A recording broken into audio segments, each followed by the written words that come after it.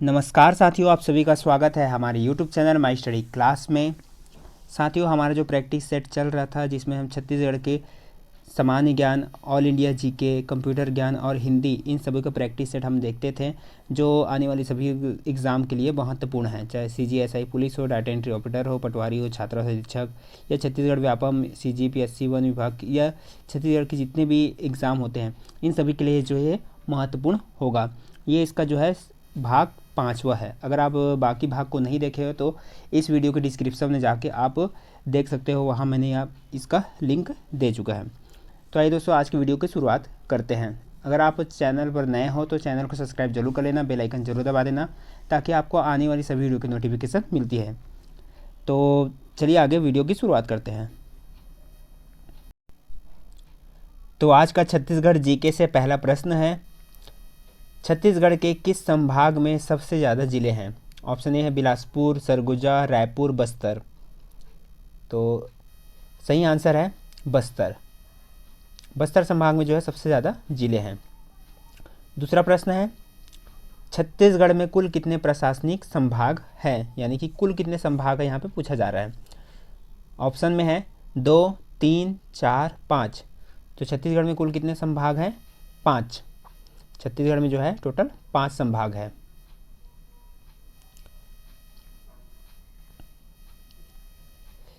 तीसरा प्रश्न है, छत्तीसगढ़ से कर्क रेखा गुजरती है। ऑप्शन में है ऊपरी भाग से, मध्य भाग से, निचले भाग से या कहीं से भी नहीं। तो छत्तीसगढ़ में जो है कर्क रेखा जो गुजरती है वो है ऊपरी भाग से। छत्तीसगढ़ का जो ऊपरी भाग है उस एरिया से गुजरती है। चौथा प्रश्न है, छत्तीसगढ़ राज्य की जलवायु कैसी है? ऑप्शन में है समशीतोष्ण, अल्पाइन, उष्णकटिबंधीय या इनमें से कोई नहीं। तो छत्तीसगढ़ की जलवायु कैसी है? उष्णकटिबंधीय। छत्तीसगढ़ की जलवायु जो है उष्णकटिबंधीय है। ठीक है दोस्तों, यहाँ पे छत्तीसगढ़ राज्य की जलवायु कैसी है? उष्णकटिबंधीय है। तो अभी मैं इसमें से आपको यहाँ पे बता देता हूँ।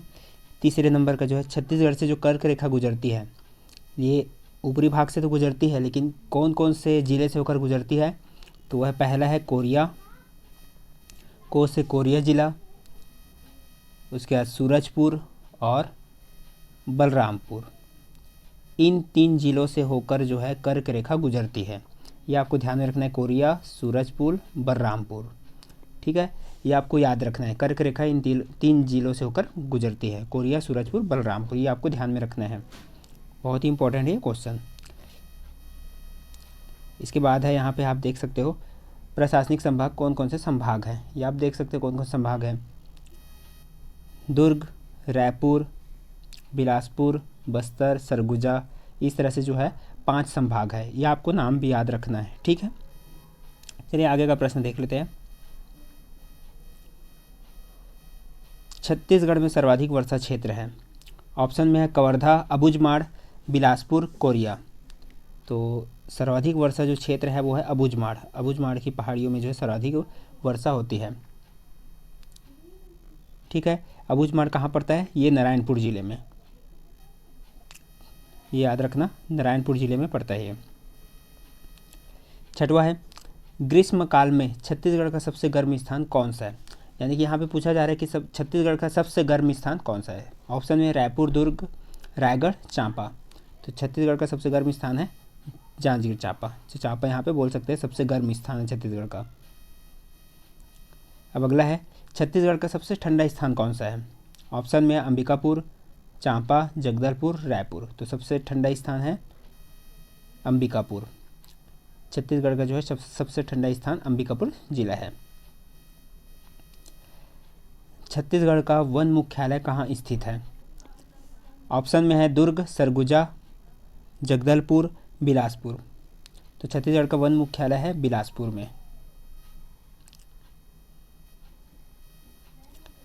अगला है, छत्तीसगढ़ के वनों में सर्वाधिक पाया जाने वाला वृक्ष है। ऑप्शन में है साल, सागौन, बीजा, बांस। ये वीज़ा जो है, वीज़ा नहीं है, ये बीजा है। ठीक है, बीजा है वो, और ये बांस है। तो आंसर है साल। छत्तीसगढ़ के वनों में सर्वाधिक पाया जाने वाला वृक्ष है साल वृक्ष। और इसमें से ये भी पूछा जाता है कि साल वनों का द्वीप किसे कहा जाता है। साल वनों का द्वीप जो है बस्तर को कहा जाता है। ये भी एक इम्पोर्टेंट क्वेश्चन है, इसको ध्यान में रखना। साल वनों का द्वीप जो है बस्तर को कहा जाता है। 10वां है, वन क्षेत्रफल की दृष्टि से छत्तीसगढ़ राज्य का भारतीय राज्यों में कौन से स्थान है। यानी कि वन क्षेत्रफल की दृष्टि से जो है छत्तीसगढ़ का कौन से स्थान है। तीसरा, छठवां, सातवां, आठवां। तो ऑप्शन है, यहाँ पे आंसर है तीसरा। तो तीसरा स्थान है छत्तीसगढ़ का पूरे भारत देश में वन क्षेत्रफल की दृष्टि से।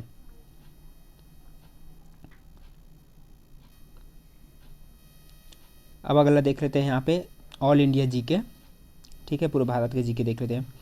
तो पहला प्रश्न इसमें से, भारत में सबसे कम जनसंख्या वाला राज्य कौन सा है। ऑप्शन में है चंडीगढ़, मिजोरम, सिक्किम, गोवा। तो सबसे कम जनसंख्या वाला राज्य है वो है सिक्किम है, ये जनगणना 2011 के अनुसार।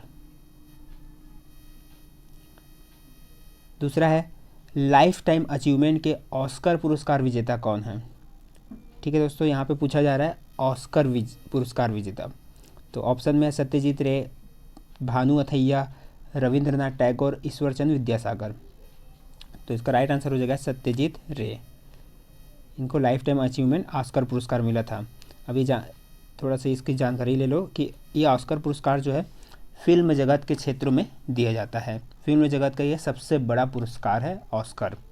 ठीक है, और बाकी जो है अदर जो क्षेत्र में जो है, चाहे वो साइंस, फिजिक्स, केमिस्ट्री, इनमें जो है नोबेल पुरस्कार दिया जाता है, वो सबसे बड़ा पुरस्कार है। और ये ऑस्कर पुरस्कार ये फिल्म जगत का सबसे बड़ा पुरस्कार है।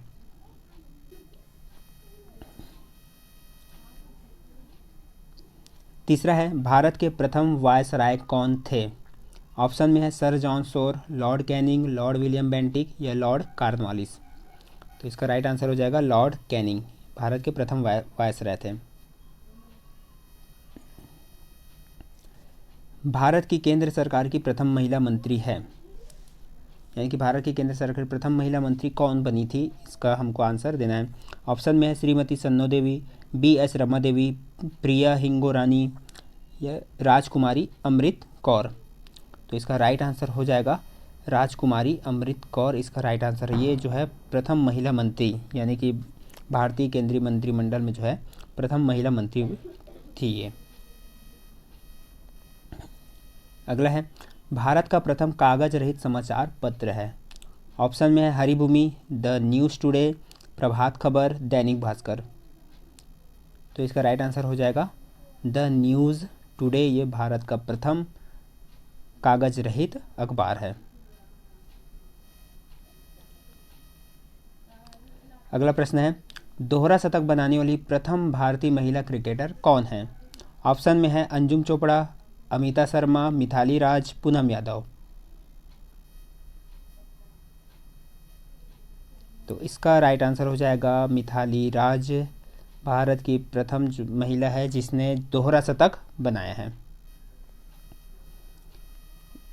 अगला है, भौतिक विज्ञान में नोबेल पुरस्कार पाने वाले प्रथम भारतीय हैं। ऑप्शन में है J Thomson, Kailash Satyarthi, mother Teresa, CV Raman.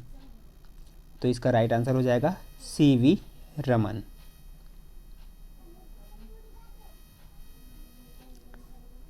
चिकित्सा में नोबेल पुरस्कार पाने वाले प्रथम भारतीय हैं। अब यहाँ पे चिकित्सा के क्षेत्र में पूछा जा रहा है। Subrahmanyan Chandrasekhar, Niels Orenberg Finsen, doctor Hargobind Khorana, Amartya Sen. तो इसका राइट आंसर हो जाएगा डॉक्टर हरगोविंद खुराना। इनको जो है चिकित्सा में प्रथम नोबेल पुरस्कार मिला था, भारतीय हैं, प्रथम भारतीय। ठीक है,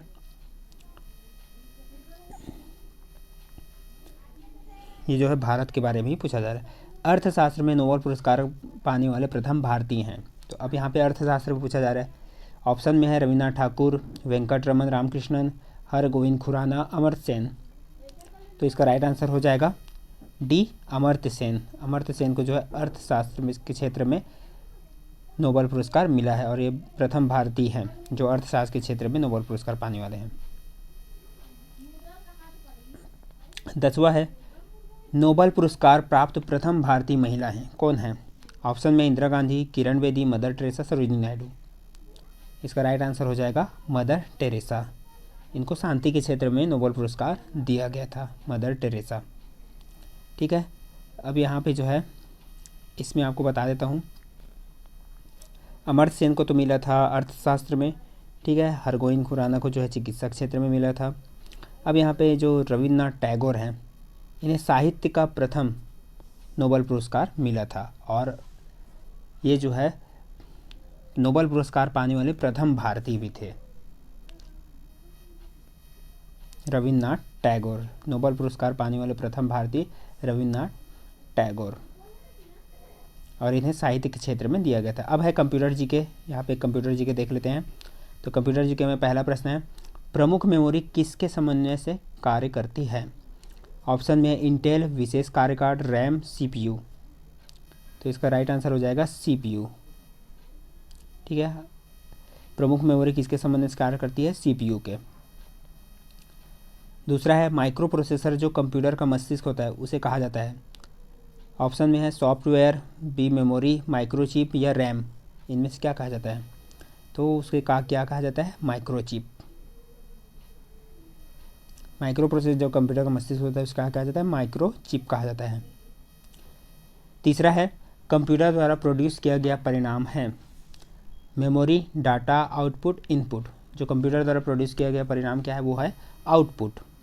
ठीक है, आउटपुट इसका राइट आंसर हो जाएगा। इनपुट उसे कहते हैं जो भी डाटा हम इनपुट करते हैं, यानी कि कंप्यूटर में प्रवेश कराते हैं। चौथा है, कंप्यूटर की क्षमता है निम्न, उच्च, सीमित, असीमित। तो कंप्यूटर की जो क्षमता है वो है सीमित है।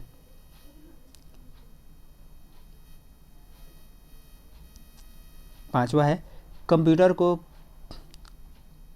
किस प्रकार की बुद्धि की संज्ञा दी गई है? किसी नहीं, किस प्रकार की संज्ञा है। ठीक है, कंप्यूटर को किस प्रकार की बुद्धि की संज्ञा दी गई है? मानव, कृत्रिम, शुद्ध, अन्य।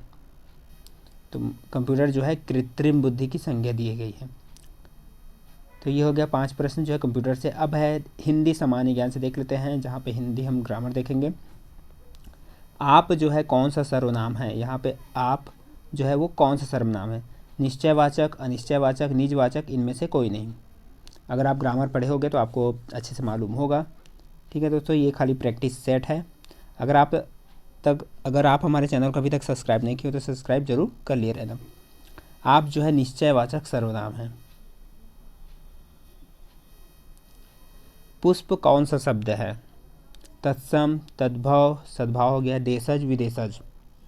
ठीक है, ये सद्भाव हो गया, वो तद्भव शब्द है। तो अब देखते हैं इस पुष्प का राइट आंसर। तो पुष्प जो है वो तत्सम शब्द है। तत्सम यानी कि जो संस्कृत के जो शब्द होते हैं उसको तत्सम शब्द कहते हैं। ख्याल कौन सा शब्द है? ऑप्शन में है देशज, विदेशज, तद्भव, इनमें से कोई नहीं। ख्याल जो है वो है विदेशज शब्द है, विदेशी शब्द है ख्याल। चौथा है, तेंदुआ कौन सा शब्द है? देशज, विदेशज, तत्सम, इनमें से कोई नहीं। तो तेंदुआ जो है वो है देशज शब्द है।